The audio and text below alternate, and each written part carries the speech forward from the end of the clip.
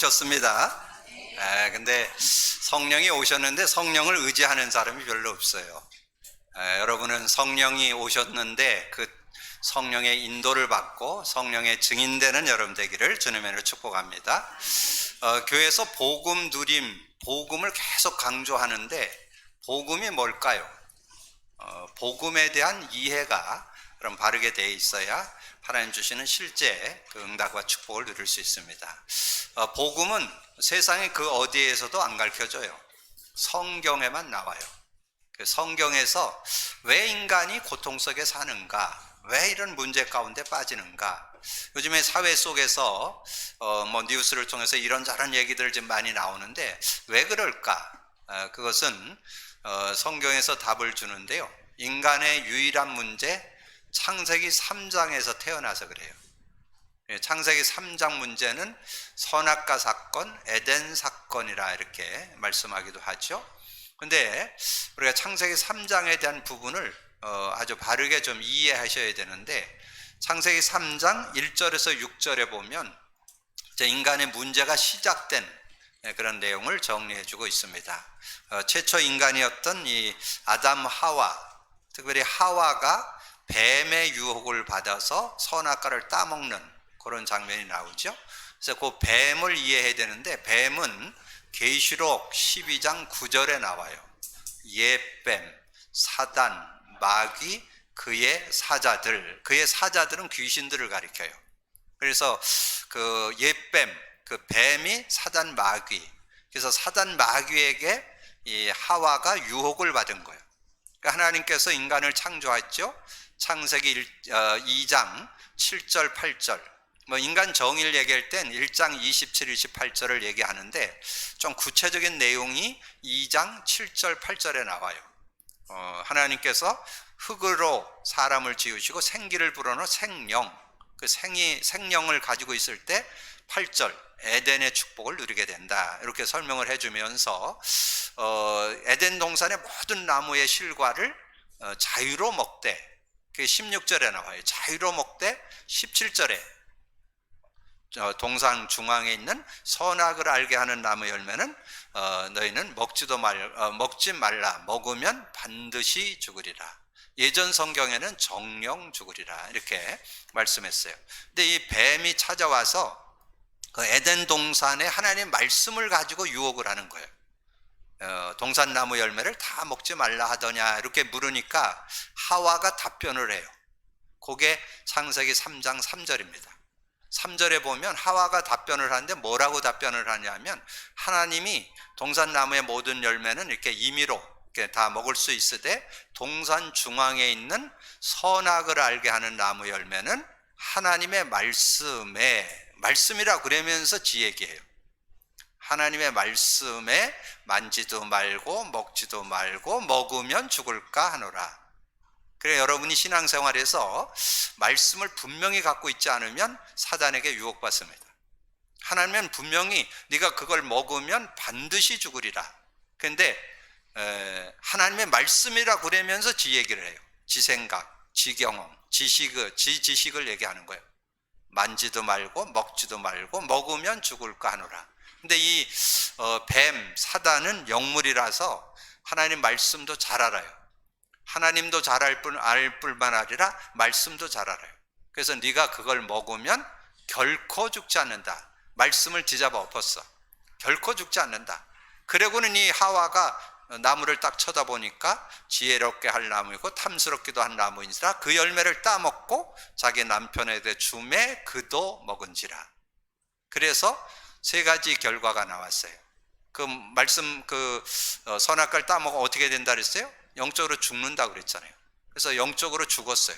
그래서 하나님과 영적으로 분리가 되는, 하나님을 떠나게 되는 그런 모습이 됐고, 그래서 그 인간은 로마서 3장 23절의 말씀처럼 모든 사람이 죄를 범하였으면 하나님 영광에 이르지 못하더니 에덴을 상실해버렸어요. 에덴의 축복을 놓쳐버리고 늘 고통과 저주와 재앙 가운데 살아가게 된 그런 모습이 됐죠. 그리고는 그 인생이 마귀에게, 사단에게 잡혀버렸어요. 그걸 예수님이 진단했어요. 요한복음 8장 44절. 너희는 너희 아비 마귀에게서 나느니라. 이 마귀 자녀가 됐다는 거예요. 그래서 마귀는 그 내용에 읽어보시면 진리가 그 속에 없고 자기가 가진 것을 가지고 얘기하는데 거짓의 아비다, 거짓의 전문가다. 아주 속이는 전문가예요. 속이는 전문가. 그래서 그 속에서 살아가는 그 인생이 되어지기 때문에 온갖 고통을 당하는데 그 결과가 나와요. 그게 3장 7절에서 20절이에요. 7절에 무화과 나무로 치마를 해입었다라는 뜻이 뭔지 아세요? 인간은 하나님 창세기 3장에서 태어나가지고 안 가르쳐줘도 우상 숭배하고 미신 섬기고 종교를 찾아요. 그게 인간이에요. 근데 그게 결국은 사단을 섬기는 게 돼. 이게 사단에게 종로를 타는 그런 모습. 그래서 고린도전서 10장 20절에 나오잖아요. 이방인의 제사는 귀신에게 하는 거라고. 그래서 하나님 아닌 다른 거, 나무나 어떤 돌이나 어떤 해나 이런 거를 섬기는 걸 우상 숭배라고. 근데 그게 귀신을 섬기는 게 된다는 거예요. 그래서 어려움을 당하고. 근데 그게 지금은 많이 발전해서 지금 뉴에이지 운동이라든가 종교단체나 이런 데서 지금 각종 기운동 그런 것들이 귀신 섬기는 접신운동 한다고 그러잖아요. 그런 모습으로 빠져드는 거예요. 그래서 영적 문제가 오는 거예요. 크고 작은 그런 영적 문제가. 그래서 뭔가 인간다운 삶을 살지 못하도록 자꾸 이 사단이 어렵게 만드는 거예요. 그래서 고통을 당하는. 그래서 자신도 고통스럽고 그 고통스러운 걸 해결 못하니까 그걸 밖으로 발산하는 게 다른 사람을 어렵게 만들고, 자기가 힘든 거를 해소하려니까 다른 사람을 어렵게 만드는 그런 모습이 되죠. 그리고 두려움에 빠졌다. 두려움. 그 정신 마음 문제를 어떻게 다 쓸 수 없잖아요. 두려움이라는 한 단어를 가지고 정신 문제를 설명하는 거예요. 그리고 잉태고통, 수고고통, 가시덤불, 엉겅퀴. 그래서 육신적인 그런 문제, 개인에게 육신의 질병도 오고 가정의 문제, 사회 문제, 국가 문제, 시대 문제가 계속 들여다친다는 거예요. 앞으로 계속 그런 문제는 계속되게 될 겁니다. 그런 어려움들을 자꾸 당하게 되는 그런 모습들. 그리고 흙으로 돌아간다. 너는 흙에서 취했기 때문에 흙으로 돌아간다. 근데 흙으로 돌아가는 거로 끝나지 않아요. 흙으로 돌아가는 거 끝나면 그냥 산화되고 마는데, 인간만은 영적 존재이기 때문에 영원한 지옥 아님 천국으로 가요. 내세가 있어요. 그거를 누가복음 16장 19절에서 31절에 한 부자를 통해서 설명했어요. 이 부자가 하나님 어딨냐? 내세가 어딨냐? 죽으면 그냥 흙으로 가는 거지. 덜커덕 죽어보니까 영원한 지옥이야. 그래서 얼마나 뜨거운지 이 아브라함 품에 있는 나사로 보고 부탁을 해가지고 자기 혀에다가 물 한 방울을 좀 찍어줬으면 좋겠다. 그렇게 얘기하는 그런 내용이 나오죠. 그러면서 그 부자가 그래도 좀 가족들이 좀 불쌍해 보였던지 좀 그 나사로를 좀 살려 보내가지고 우리 집에 있는 형제들 5 있는데 여기 안 오게 좀 해줬으면 좋겠다. 그런데 지금 현장에 전도자들이나 그 복음을 전하는 자들의 말을 안 듣는 사람은 죽은 사람이 살아가도 안 믿는다. 그렇게 하는 내용이 거기에 나오죠. 그리고 19절에 보면 20절에 보면 하와가 산자의 어머니가 됐다. 그렇게 나오는데 그 산자의 어머니가 돼서 후손을 낳게 됐죠. 그 후손이 그 창세기 4장에 나와요. 가인과 아벨. 근데 그 복음에 대한 부분을 제대로 깨닫지를 못하면 살인도 할 수 있다는 그런 내용. 그래서 그 가인이 동생을 돌로 쳐서 죽이는 그런 살인사건이 나오게 됐잖아요. 그건 뭘 말하느냐 하면 살인하게 된다, 살인을 꼭 한다, 그런 의미가 아니고 살인도 할 수 있는 그런 거예요. 그래서 지난번에 말씀 나눴잖아요. 로마서 1장 28절에서 31절에 21가지가 나와요. 온갖 가지 그런 세상 쪽에 거기에 내용에 보면 살인도 나오고 무자비하고 그런 내용도 나오잖아요. 그냥 무자비해, 그냥 사람들이. 그렇게 살아가는 그런 모습들이 된다는 거예요. 근데 중요한 거는 여기에서 빠져나올 수 있는 사람은 없어요. 그 누구도 예외 없어. 그래서 불신자의 용어로 운명팔자라 그렇게.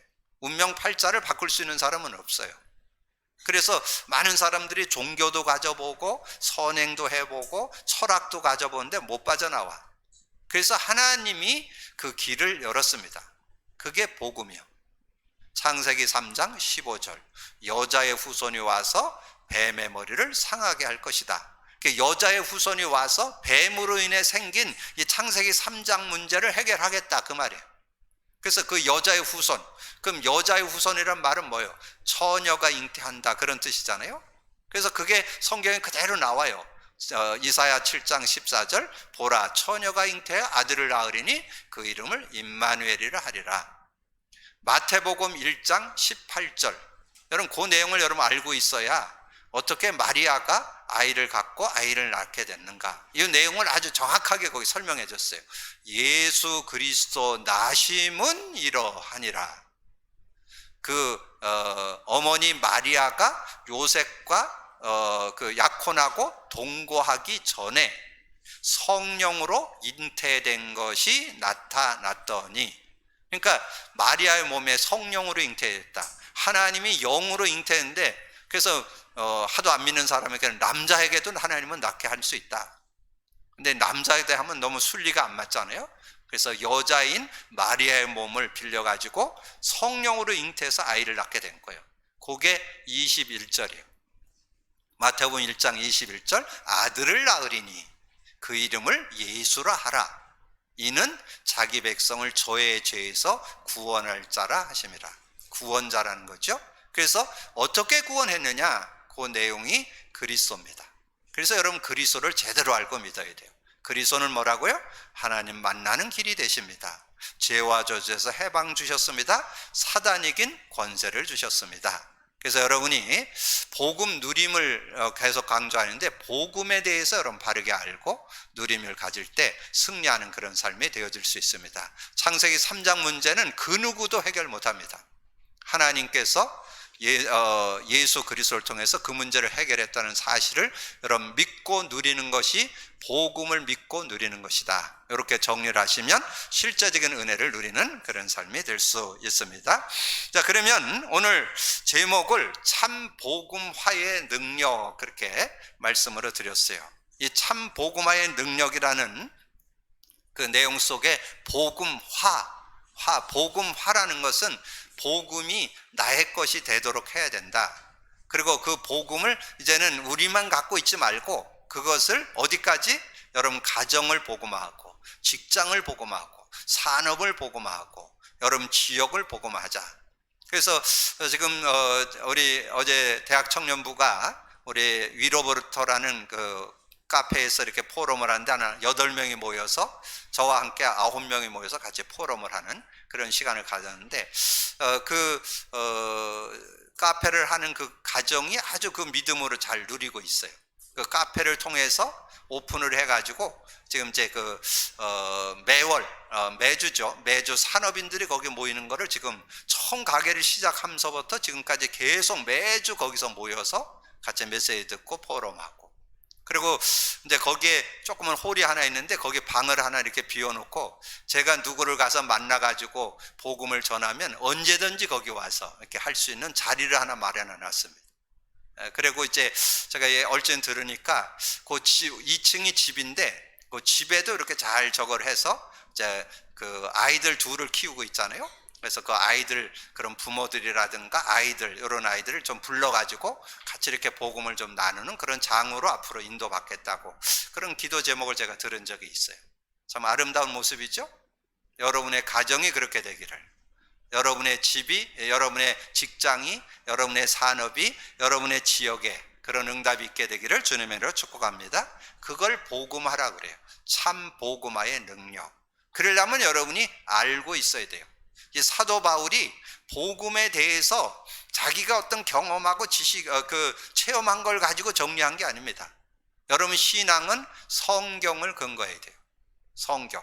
그래서 성경 딱 그럴 때 이제 여러분들은 이제 다 알겠죠? 성경 66권을 여는 열쇠, 구약을 여는 열쇠, 창세기 3장 15절. 창세기 3장 15절이 뭐예요? 여자의 후손이 와서 뱀의 머리를 상하게 할 것이다. 여자의 후손이 온다. 그게 메시아 언약입니다. 그래서 구약 성도들은 메시아 언약을 잡고 승리했다. 아브라함이 메시아 언약 잡고 승리했다. 누가 증거했냐면 예수님이 증거했어요. 요한복음 8장 56절에 너의 조상 아브라함이 나의 때 볼 것을 즐거워하고 보고 기뻐했다. 그렇게 말씀했어요. 그러니까 메시아 언약을 분명했던 사람이 아브라함이야. 더 확실하게 메시아 그리스도로 잡은 사람이 있어요. 모세는 그리스도 언약을 잡고 승리했어요. 히브리서 11장 24절에서 26절에 나와요. 그리스도 언약을 잡고 그 애굽의 그 부귀영화보다도 어려움 당하고 고난 당을 더 기뻐했다. 그런 내용이 나와요. 그래서 언약을 잡고 승리했다. 신약에 와서도 예수님이 정말 하나 알도록 했잖아요. 마태복음 10장 16절.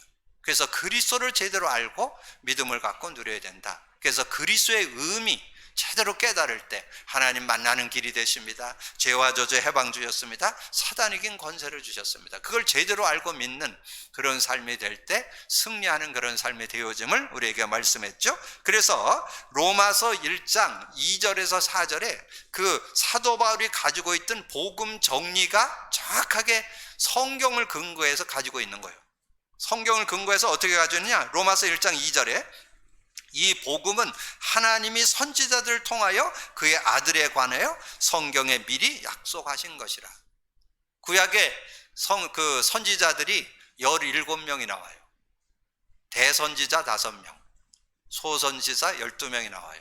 이사야서부터 말라기까지를 선지서라 그랬는데 그 선지서를 기록한 사람들이 그 오실 메시아의 언약을 가지고 설명을 했습니다. 그런데 그 내용을 정리하면서 사도 바울은 어디까지 깨달았냐? 로마서 1장 3절에 보니까 그의 아들에 관하여 말하면 육신으로는 다윗의 혈통에서 나셨고, 이 내용은 어디 나올까요? 마태복음 1장 1절에서 14절에 나오죠. 아브라함과 그의 자손 다윗의 혈통 속에서 예수님이 태어났음을 이렇게 그 계보 속에, 역사적인 그 계보 속에 태어났음을 쭉 설명을 해주죠. 그렇게 하면서 로마서 1장 14절에 성결의 영으로는 죽은 자들 가운데서 부활하사 능력으로 하나님의 아들로 선포되었으니 곧 우리 주 그 예수 그리스도시니라. 그러니까 사도 바울은 구약 성경을 아우르고 신약 성경을 아우르면서 예수님이 죽고 부활하셔서 그리스도라, 확실한 증거, 이 복음의 내용을 성경을 가지고 확실하게 증거 갖고 있는 여러분도 그 증거를 갖고 누리게 되기를 주님의 이름으로 축복합니다. 그러면서 그 내용 속에 오늘 복음화의 능력인데 구원의 이유, 인간의 한계, 복음화의 능력, 이렇게 좀 정리를 해서 인도받으려고 합니다. 그래서 구원의 이유에 대해서 왜 구원받아야 될까요? 한 요절로 얘기하면 로마서 3장 9절에서 24절 나오는데 특별히 23절에 나와요. 23절에 뭐라 그랬어요? 모든 사람이 죄를 범하였음에 하나님의 영광이 있지 못하느니. 그런데 거기에 앞에 의인은 없나니 하나도 없다, 그런 내용이 10절에 나오죠. 9절부터 12절. 그러면 어떠하냐? 우리는 나으냐? 결코 아니라 유대인이나 헬라인이나 다 죄 아래 있다고 우리가 이미 선언하였느니라. 기록된 바 의인은 없나니 하나도 없고 깨닫는 자도 없고 하나님을 찾는 자도 없고 다 치우쳐 함께 무익하게 되고 선을 행하는 자가 없나니 하나도 없는 그런 모습이 됐다는 거예요. 그러면서 이제 그 로마서 4장을 여러분이 오늘 집에서 한 번 정도는 읽어보세요. 그 내용에 보면 이 아브라함에 대해서 이렇게 쭉 설명을 하면서 아브라함이 어떻게 그 믿음을 갖게 됐는가, 이런 내용을 쭉 설명하는데, 그 아브라함을 하나님께서 24년을 이끌어서 완전 복음에 답내도록 그렇게 이끌었던 걸 여러분 설명을 드렸죠. 구약은 언약이 뭐라고요? 창세기 3장 15절 메시아, 그 메시아 언약을 잡고 누리게 하기 위해서 피제사라는 걸 줬어요. 아브라함이 처음서부터 갈대우를 떠나서 가나안 땅에 들어와서 피제사를 드렸는데 의미를 못 깨닫는 거, 의미. 여러분 신앙생활 하면서 의미 못 깨달으면 잘못하면 종교생활이에요. 의미를 제대로 깨달아야 돼요. 그러니까 여러분이 아브라함 믿음의 조상이라고 하는 아브라함이 피의 의미 깨닫는데 몇 년 걸렸다고요? 24년 걸렸다니까요. 그럼 여러분 한번 생각해 볼 수 있잖아요. 우리 체질이 얼만큼 그 의미를 깨닫지를 못하고 신앙생활 그냥 뭐 교회 다니는 거로 끝내지 그 의미를 알고 누리는 걸 자꾸 놓쳐버린다는 거예요. 그래서 하나님이 짐승을 잡아갖고 피를 내갖고 하나님 앞에 단을 쌓는 피제사를 계속 하게 해다가 하도 안 되니까 하나님이 그걸 바꿔가지고 할례를 통해서 증거했어요. 여러분 그 창세기 12장서부터 16장까지 내용에 보면 피제사 계속 한 번 안 드린 적 없어요. 아브라함이 피제사 계속 드렸다니까. 근데 못 깨달아. 그러니까 하나님이 어쩔 수 없어서 할례라는 걸 제정을 해가지고, 그래서 네 후손, 너와 네 후손이 다 할례 받을 거를 창세기 17장에서 얘기하죠. 그래서 아브라함이 할례를 받은 때가 99세였다. 그게 창세기 17장 24절에 나와요. 그래서 그 할례를 행하고 난 이후부터는, 그 이후에는 이제 완전 믿음의 생활이 됩니다. 그러니까 하나님께서 소돔과 고모라 멸망에 대한 것도 아브라함에게 알려주시고, 그리고 1년 후에 이 불가능한 상태, 아브라함도 나이가 많아서 늙었고 사라는 경수가 끊어졌어. 애 낳을 수가 없어요. 근데 명년에 애 낳는다는 거예요. 그런데 낳았어요. 하나님이 하시면 불가능 속에도 가능하다는 걸 증거해 준 거죠. 그래서 아브라함이 나이 많아 늙음에 범사에 형통했더라. 언약을 갖고 살면 그런 응답을 받는다는 거예요. 그래서 이 아브라함이 정말 그 오실 메시아 언약을 제대로 이렇게 붙잡고 인도받아서 승리했다. 그게 25절에 나와요. 25절에 예수는 우리가 범죄한 것 때문에 내어줌이 되고 또한 우리를 의롭다 하시기 위하여 살아나셨느니라. 죽음과 부활을 증거하잖아요. 그 응답을 받게 된다는 거죠. 근데 그것이 우리가 뭐 잘났고 그래서 그런 것이 아니라 하나님께서 은혜로 주시는 거다. 그게 로마서 5장 8절이에요. 로마서 5장 8절에 보면 우리가 아직 죄인 되었을 때 그리스도께서 우리를 위하여 죽으심으로 하나님께서 우리에 대한 자기의 사랑을 확증하셨느니라. 여러분하고 의논해서 될 것이 아니기 때문에 하나님께서 독생자 아들 예수를 보내주셔서 그 예수님이 그리스도가 되셔서 십자가에 죽으심으로 우리에 대한 사랑을 말로만 내가 널 사랑한다 사랑한다 그게 아니고 우리의 문제를 해결하는 그리스도를 보내주셔서 우리에게 사랑을 확증해 주셨다. 그래서 여러분이 정말 하나님의 은혜를 생각할 때 로마서 5장 8절 같은 경우는 좀 이렇게 암송해 둘 필요 있어요. 우리가 아직 죄인 되어 있을 그때에 그리스도께서 십자가 위에서 죽으심으로 하나님께서 우리에 대한 자기의 사랑을 확증했다. 저는 이 하나님의 사랑, 저는 이 불치병을 경험했을 때 깨달은 게 이 요절이에요. 하나님께서 그리스도를 주어서 나의 근본 문제, 모든 문제를 해결했으니까 불치병도 해결하겠구나. 그래서 저는 이 로마서 5장 8절을 기억하면서 기도했는데 하나님의 은혜로 치유받게 되는 그런 은혜를 얻게 됐습니다. 여러분 믿음 갖고 누려서 승리하는, 그래서 여러분은 도저히 불가능한데 하나님께서 은혜로 사랑의 선물을 주어서 구원해 주셨다는 것. 근데 구원받은 저와 여러분이 그 은혜 속에 살았으면 좋겠는데 은혜 속에 살지를 못해요. 저는 요즘에 우리 교회에서 복음 누림을 이렇게 강조하면서 확인한 게 있어요. 제 신앙으로 돌아봐도 그렇고, 제가 지금 60여 년 신앙생활을 했는데 모나지 않게 신앙생활을 했다고 그랬죠. 교회에서 하는 거 다 했습니다. 어려서부터 뭐 중고등부 회장, 뭐 청년부 회장, 여러 가지 교사. 제가 그래도 찬양은 잘 못해도 뒤에서 베이스로 입만 뻥긋뻥긋 하고 그러면서 베이스도 하고 그랬었는데 성가대도 하고 차량 운전도 하고 안 해본 게 없어요. 그렇게 열심히 했는데 실제는 안 되더라고요. 제가 돌이켜 보니까 이 불치병을 통해서 저는 확인하게 됐어요. 네가 그렇게 살아도 네 힘으로 사는 게 아니요, 복음 갖고 사는 거야. 그래서 복음 갖고 살아야 되는데 오늘 여러분 그 내용에 보면요, 실제 복음 안에 살아야 되는데 복음 안에 살질 못해. 구원 받아놓고도 요 모습으로 산다니까. 이 모습이 뭐예요? 거기 6장 11절에 보니까 이렇게 나오죠. 이와 같이 너희도 너희 자신을 죄에 대하여 죽은 자요 그리스도 예수 안에서 하나님께 대하여 살아있는 자로 여길지니라. 살아있는 자로 살아야 되는데 그렇게 살질 못해. 24절에 뭐라 했냐? 죄의 싹슨 사망이요 하나님의 은사는 그리스도 예수 우리 주 안에 있는 영생이니라. 영원한 생명을 얻었는데 생명 가운데 살질 못해. 그래서 숙제 하나 더 드리는데 로마서 7장은 한 3번 정도 읽어보세요. 로마서 7장에 여러분의 모습이 거기에 그대로 조명되어 있어요. 우리가 구원받았었는데 마음은 하나님의 법을 따르는데 육신은 자꾸 죄의 법에 자꾸 들어간다는 거예요. 죄의 법을 따르는 그런 모습이 된다는 거, 그거를 거기에 설명해 주고 있어요.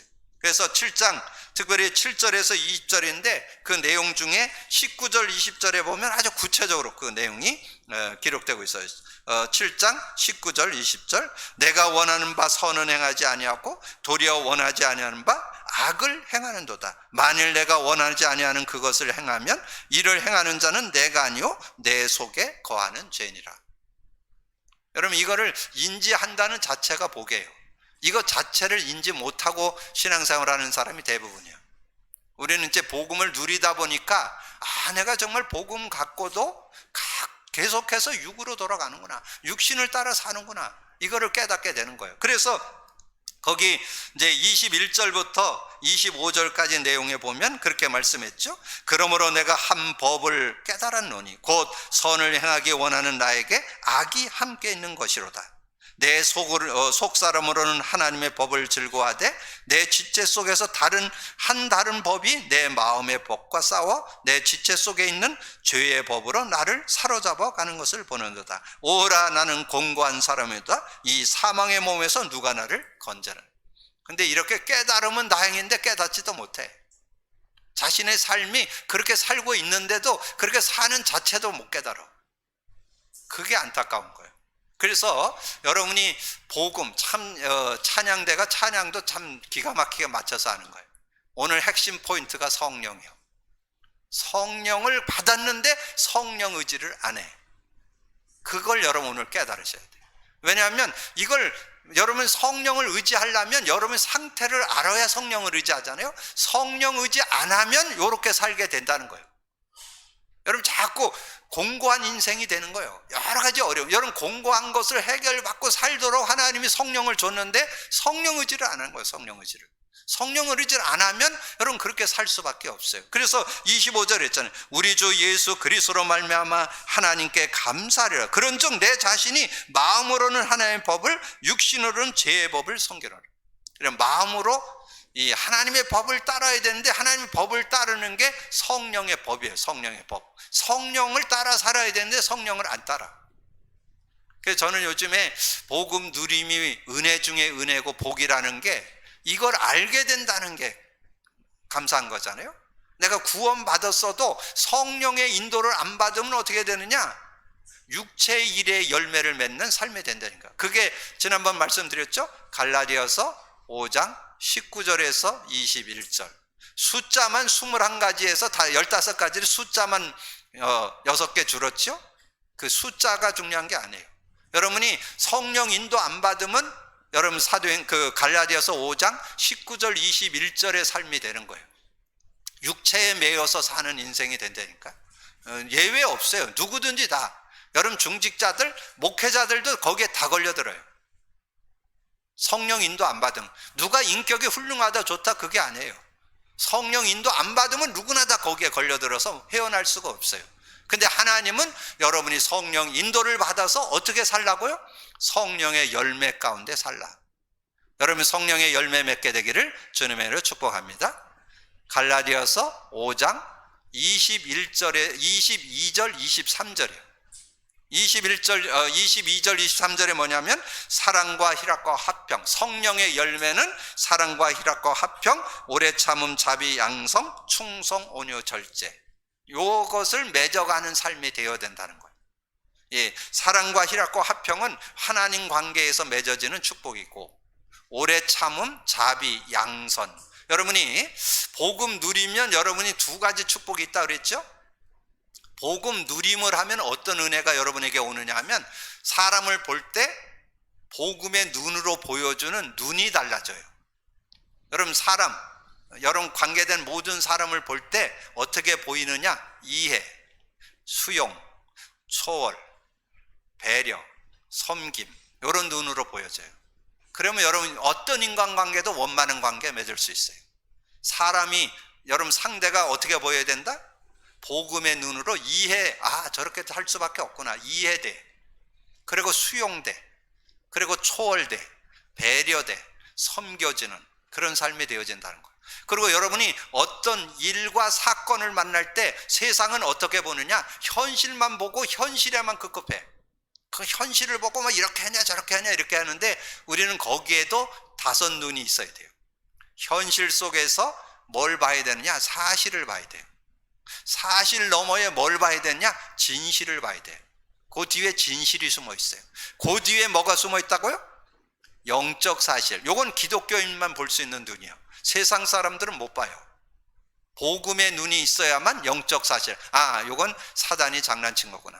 아, 사단이 개입한 거구나. 사단이 그렇게 했구나. 이렇게 느껴질 수 있는 걸 그걸 영적 사실이라고 그래요. 그러면서 그 속에 하나님 계획을 보는 거예요. 그때 여러분이 인도를 받게 되면서 승리하는. 그래서 성령 인도를 받을 때 이런 축복이 있는 거예요. 그래서 여러분의 삶이 어떻게 됐냐? 마지막 성령의 열매, 충성, 온유, 절제. 충성스럽다는 말은 믿음직스럽다. 여러분 직장에서나 여러분 일터에서 누가 봐도 믿음직스러운 사람이 된다니까요. 충성스럽다. 그리고 온유, 부드러우면서 할 일을 다 하는. 정말 뭔가 부드러운 것 같은데 자기 할 일을 제대로 하는 이런 사람을 가리키고, 그리고 절제할 수 있는 어떤 것들에 그냥 막 아무나 하는 대로 따라하는 게 아니라 안 하는 것 같으면서도 실제 응답을 받는 그런 모습 되어질 수 있는, 그래서 실제적인 그런 응답을 받게 된다는. 그래서 복음화의 능력을 로마서 8장을 통해서 잘 설명을 해줬어요. 오늘 내용을 잘 정리하면서 복음화의 축복 속으로 들어가기를 주님의 이름으로 축복합니다. 그래서 로마서 8장 1절 2절에 보면 여러분은 자꾸 이런 거를 저런 거를 자꾸 이제 육신적인 그런 죄의 법으로 자꾸 얽어맬 때 법적으로 여러분 해방받았다. 그래 여러분이 법이요 그러면 끝나잖아요. 법적으로 해방받았음을 믿으시기를 주님의 이름으로 축복합니다. 그래서 8장 1절 2절에 그러므로 이제 그리스도 예수 안에 있는 자에게는 결코 정죄함이 없나니. 하나님도 여러분을 정죄 안 합니다. 누구도 여러분을 정죄 안 해요. 이는 그리스도 예수 안에 있는 생명의 성령의 법이 죄와 사망의 법에서 너를 해방하였습니다. 여러분이 법적으로 해방받았음을 믿고 누리게 되시길 바랍니다. 그래서 여러분 자꾸 그런데 눌리지 말고. 근데 그런데도 인간은 연약하기 때문에 계속 눌려와요. 근데 그 눌려옴 속에 자유를 얻는 지름길이 있습니다. 그리스도 고백 선포하면 자유해요. 그래서 요절 2개 기억하세요. 요한복음 8장 32절. 진리를 알지니 진리가 너희를 자유케 하리라. 여러분 자유가 있습니다. 고린도후서 3장 17절. 주는 영이시니 주의 영이 있는 곳에는 자유함이 있다. 그러므로 그리스도와 성령이 있는 곳에는 자유함이 있다 그 말이잖아요. 그럼 합해서 복음 누림 속에 뭐가 있다? 자유가 있다. 그리고 복음 누림 속에 여러분 힘들고 어렵고 눌렸던 것을 해결받는 그런 능력이 그 안에 들어있습니다. 믿음 갖고 누리게 되기를 주님의 이름으로 축복합니다. 그러면서 로마서 8장 3절에서 11절에 보면 우리가 육신을 가졌기 때문에 자꾸 육신을 쫓는 삶이 된다는 거예요. 그래서 거기 5절에 보면 그런 말씀이 있죠. 그 6절에 육신의 생각은 사망이요 영의 생각은 생명과 평안. 자꾸 영의 생각을 해야 되는데 자꾸 육의 생각을 하고, 그러니까 육신적인 것을 쫓아 사는 그런 모습이 된다는 거예요. 그래서 9절 10절에 9절 10절 11절 만일 너희 속에 하나님의 영이 거하시면 너희가 육신에 있지 않고 영에 있는. 여러분 하나님 영이 있죠? 하나님 영이 있는 사람은 육의 사람이 아니고 영의 사람이요. 그래서 만일 너희 속에 하나님 영이 거하시면 너희가 육신에 있지 않고 영에 있나니 누구든지 그리스도의 영이 없으면 그리스도의 사람이 아니라. 또 그리스도께서 너희 안에 계시면 몸은 죄로 말미암아 죽은 것이라나 영은 의로 말미암아 살아있는 것이라. 예수를 죽은 자 가운데서 살리신 이의 영이 너희 안에 거하시면 그리스도 예수로 죽은 자 같은 가운데서 살리신 이가 너희 안에 거하시는 그의 영으로 말미암아 너희의 죽을 몸도 살리시리라. 여러분 죽을 몸도 살리시리라. 그래서 암도 치유됩니다. 그럼 불치병도 치유됩니다. 그럼 복음 안에 있으면 여러분이 뭔가 뭔가 죽은 모든 그런 모습도 영적으로 죽었다가 여러분 생명 얻었죠? 그리고 여러분의 몸도 죽은 몸이 살아나는 그런 능력이 있어요. 그래서 저는 어떤 불치병도 복음의 능력, 성령의 능력을 의지하면 저는 치유된다고 확신합니다. 그런 믿음 가지고 누리시기를 주님의 이름으로 축복합니다. 그래서 여러분이 명약 중에 명약은 복음이에요. 명약 중에 명약은 복음입니다. 복음을 여러분이 누리시면 그러면서 여러분이 음식도 좀 가려서 먹고 또는 운동도 좀 하고 그건 같이 해줘야 돼요. 그렇게 하는데 여러분 제일 중요한 게 복음 누림이요. 그리스도를 고백 선포할 때 성령이 역사하게 되면요, 영도 살게 되고 마음도 살게 되고 육체도 살게 되는 그런 축복. 그래서 저는 이 로마서 8장 11절 죽을 몸도 살릴 수 있다. 우리의 어떤 몸도 살아날 수 있다.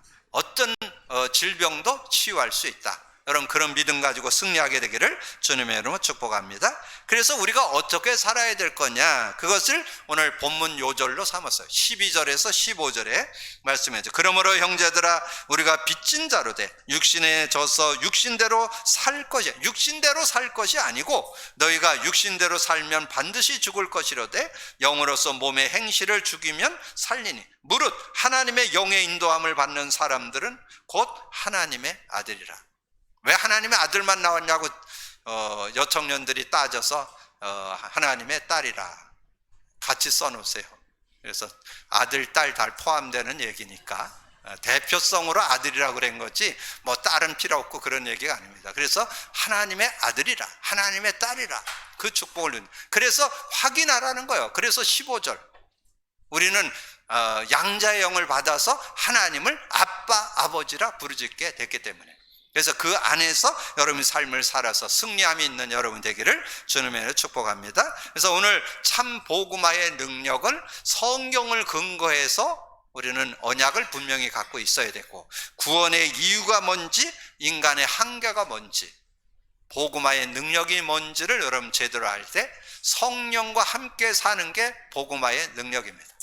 그 응답을 누리는 여러분 되어지기를 주님의 이름으로 축복합니다. 주님 감사합니다. 오늘도 귀한 날 주시고 또 귀한 말씀 나눌 수 있도록 은혜 주신 거 감사합니다. 두고나는 말씀을 언약으로 잡고 믿음으로 누리는 저희들 되게 하여 주옵소서. 정말 복음 때문에 우리가 정말 아버지는 새로운 인생이 됐고 새로운 축복과 새로운 능력을 누리면서 살아갈 수 있는 그 은혜를 얻었는데, 그 축복을 나만 갖고 있을 것이 아니라 이제 이것을 가정에, 직장에, 산업에, 지역에 간증할 수 있는 복음화의 축복을 누리는 우리 모두가 되도록 축복해 주옵소서. 감사거리 주님 예수 그리스도 이름으로 기도하옵나이다. 아멘.